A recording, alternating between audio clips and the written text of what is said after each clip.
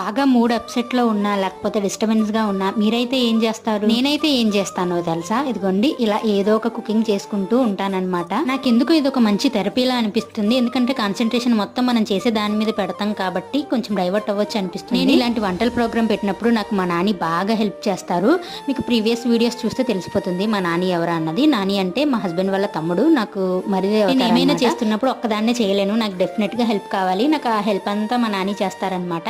And ఇవాళ recipe ఏంటో తెలుసా, మేము గులాబీ పువ్వులు అంటారు కదా అది చేస్తున్నాం. దట్ ఫస్ట్ టైం చేస్తున్నాము. ఎట్లా వస్తుంది ఏటో అనుకున్నాం కానీ సక్సెస్ఫుల్గా బాగానే వచ్చేసింది. మేము ఏం ట్రై చేసినా మాత్రం బాగానే వస్తుంది. ఇది కూడా యూట్యూబ్లో చూసే చేసాము కానీ భలే వచ్చాయి. టేస్ట్ మాత్రం అదిరిపోయింది అసలు. మీరు కూడా ఎప్పుడైనా మీ మూడ్ బాగోలేనప్పుడు అప్సెట్ అయినప్పుడు మీరు కూడా డెఫినెట్గా ఇలా ఏదో ఒకటి ట్రై చేయండి. ఎందుకంటే మనం ఫస్ట్ టైం చేస్తాం కాబట్టి బాగా ఇంట్రెస్ట్ పెట్టి చేస్తాం.